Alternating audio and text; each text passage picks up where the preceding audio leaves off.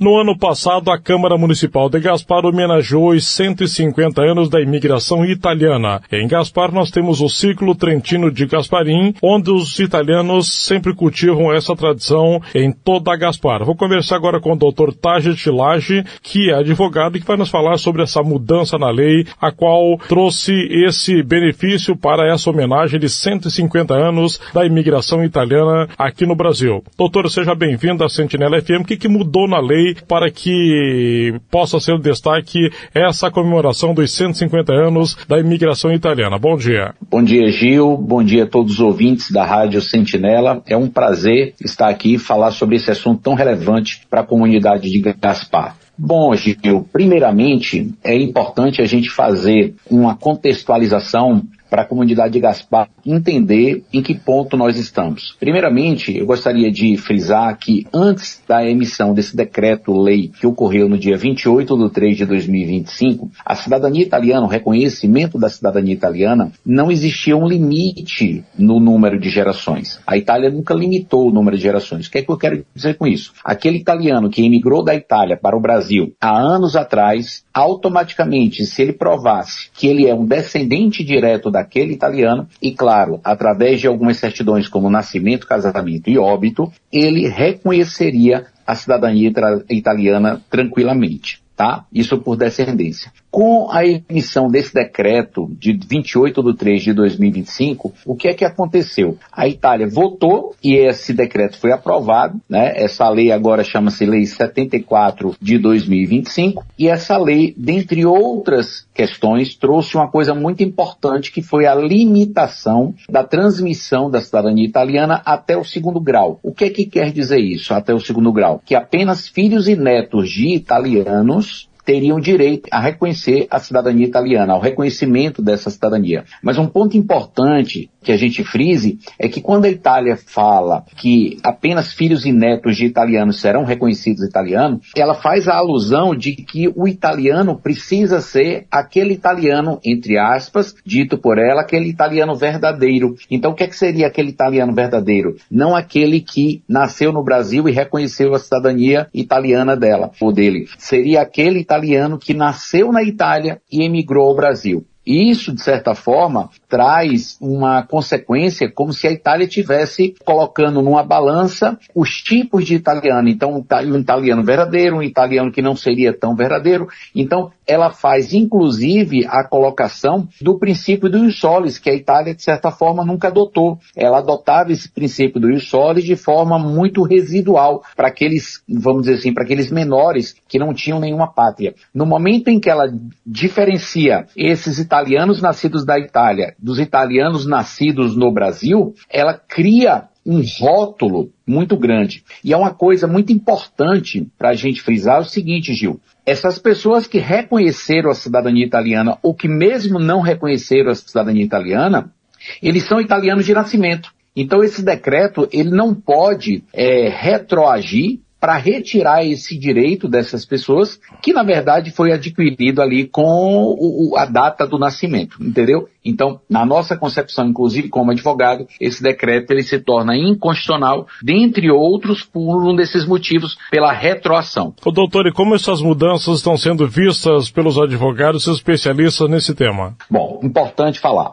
Muita gente, pela emissão desse decreto, acredita ter perdido, vamos dizer assim, esse direito. Então, é importante sempre falar o seguinte. Antigamente, né, quando eu falo antigamente, até março desse ano, muitas pessoas optavam por realizar o processo diretamente na Itália por via administrativa, porque era muito mais rápido, muito mais célere, né, quando você compara, por exemplo, a um processo realizado no consulado. Hoje o consulado italiano, a depender do consulado, ele demora aí em torno de 10 a 15 anos para reconhecer uma cidadania dessa. Quando, na verdade, por lei, né, o tempo seria apenas, no máximo, 2 anos, ou seja, para que esse italiano fosse automaticamente reconhecido. Doutor, e quem tem interesse em começar agora, como que faz para proceder diante dessas novas regras? diante dessas novas regras. Não tem a possibilidade mais, Gil, de quem não é filho e neto de italiano não tem a possibilidade mais de realizar o processo por via administrativa, porque a administração pública ela não vai fazer esse processo porque a lei não autoriza ela fazer. Porém, as pessoas que já nasceram antes da data 28/3/2025, elas são italianas de nascimento. O que quer dizer? Que elas já têm o direito pré-adquirido. E que se esse decreto ele retroage, cabe apenas às pessoas a buscarem a justiça como única forma de garantir esse direito adquirido com o nascimento antes dessa data. Aqui em Gaspar, muitas famílias, principalmente nos bairros com raízes italianas, como o bairro Barracão e Gasparinho, guardam documentos antigos. Esses documentos podem ajudar nesses processos? Com toda certeza, Gil. Os documentos que são importantes para a gente reconhecer o direito são as certidões de nascimento, casamento e óbito, desde o italiano que emigrou ao Brasil até chegar aos requerentes. Então, para os nossos clientes, por exemplo, tem muitos que chegam para a gente aqui, pode chegar inclusive pessoas de Gaspar, Gil, que elas não têm, muitas vezes, nem documento, mas ela tem aquela história da família, daquela avó, daquela irmã, daquela avó, bisavó, que diz, olha, nossa família era de origem italiana, e alguns, inclusive, falam até italiano na forma de dialeto. Então, nós, aqui do escritório, nós fazemos esse trabalho de buscar esses documentos que provem que aqueles requerentes, eles são descendentes de italiano. Então a gente vai em busca de uma pesquisa para que a gente consiga provar no tribunal que aqueles requerentes são netos, trisnetos, tetranetos de italiano. E isso a gente faz com as certidões de nascimento, casamento e óbito. Para aqueles ouvintes de Gaspar que nos ouvem agora e que já possuem um documento antigo daquele italiano que emigrou ao Brasil, isso já é um passo muito importante, Gil, porque prova que a família realmente é descendente de italiano e ali parte a origem da construção da árvore genealógica dele. Doutor Tachi, muitos ouvintes devem estar se perguntando sobre custos e prazos. Essas mudanças impactaram esses pontos também? Sim, Gil, muito importante falar sobre isso, porque o custo realmente ele foi substancialmente impactado. Só para você ter uma ideia, do ano passado para cá, na verdade essa lei entrou em vigor no dia 1º de janeiro de 2025, o que é que aconteceu? A Itália majorou a taxa paga aos tribunais para os requerentes ingressarem com o processo de cidadania italiana. Essa taxa, Gil, ela era em torno de 600 euros pelo processo em si. Então, vamos dar um exemplo. Imagina aí os ouvintes de Gaspar, que tem uma família com 10 pessoas, né, como requerentes no processo. Essa taxa, que deveria ser paga até o ano de 2024, era apenas de 600 euros. Com o advento da lei tributária no ano de 2025, essa taxa ela passou a ser 600 euros por pessoa.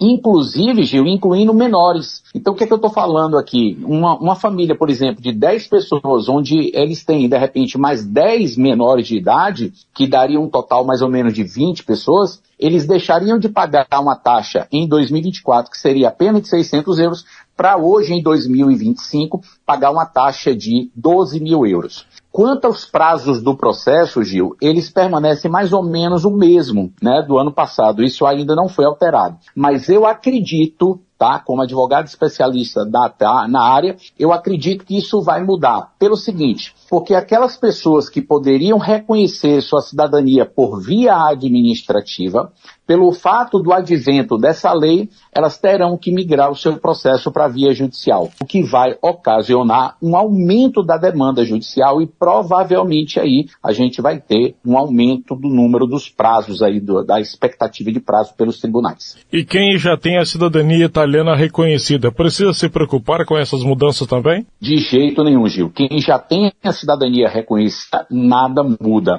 Apenas, Gil, é importante falar para a sociedade aí de Gaspar, quem tem a cidadania reconhecida, que de repente tem lá o passaporte, ou até tem uma sentença, né, reconhecendo, mas ainda não fez documentos, mudança desse decreto, qual é? Antigamente, antes do decreto, uma pessoa que tinha um filho, ela sendo italiana, ela tinha até os 17 anos, praticamente, a menoridade, para que esse filho fosse reconhecido automaticamente como italiano.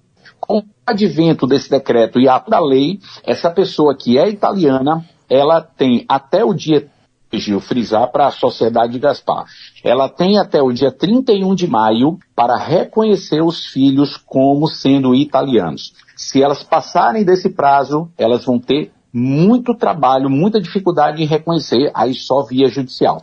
Agora, para aquelas pessoas que me ouvem de repente assim, mas tá, olha, meu filho não nasceu, meu filho aqui, sei lá, está previsto para nascer em junho, vamos supor, a pessoa engravida daqui a 3, 4 meses, está previsto para nascer depois dessa data. Significa que esse filho, quando nascer, ele perdeu a cidadania italiana? Não. É muito importante que a gente diferencie os filhos que já nasceram ou aqueles que ainda estão para nascer. Aqueles que já nasceram, então hoje a gente conversando aqui, Gil, aqueles filhos que já nasceram, eles têm até o dia 31 de maio de 2026. Aqueles que não nasceram ainda, após o nascimento, eles terão 1 ano para registrar seus filhos como sendo italianos.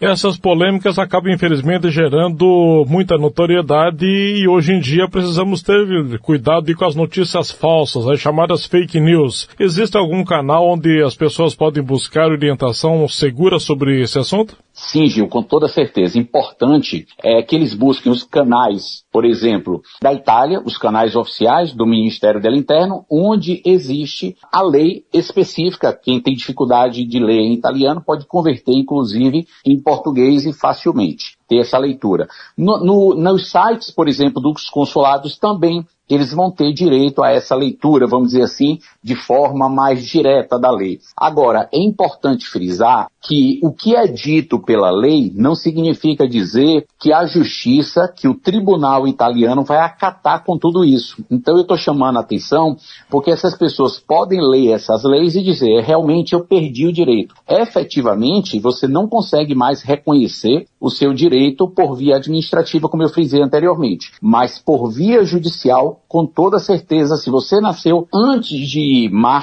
28 de março de 2025, você é italiano de nascimento. Por isso você tem um direito adquirido. Só que essa demanda, só que esse pedido não pode ser mais na via administrativa e só na via judicial. Dr. Tarchi, para encerrarmos, que mensagem o senhor deixa para nossos ouvintes que têm esse sonho de morar fora do Brasil de forma legal? Quais as outras alternativas para os brasileiros? Inicialmente, Gil, o que eu aconselho é que se a pessoa tem direito a uma cidadania europeia, ela busque realmente o reconhecimento dessa cidadania, porque isso vai dar muita liberdade geográfica, muita liberdade dela ir, por exemplo, para morar em diversos outros países. Então, uma pessoa que tem uma cidadania europeia, ela está morando de repente na Espanha, mas ela recebe uma proposta para ir para a Alemanha. Ela, através da cidadania europeia, ela teria essa condição. Caso os ouvintes agora de Gaspar, que não têm direito, por exemplo, a uma cidadania europeia, uma cidadania italiana, alemã que seja, e querem ir morar fora, existe um planejamento migratório, Gil, que nós fazemos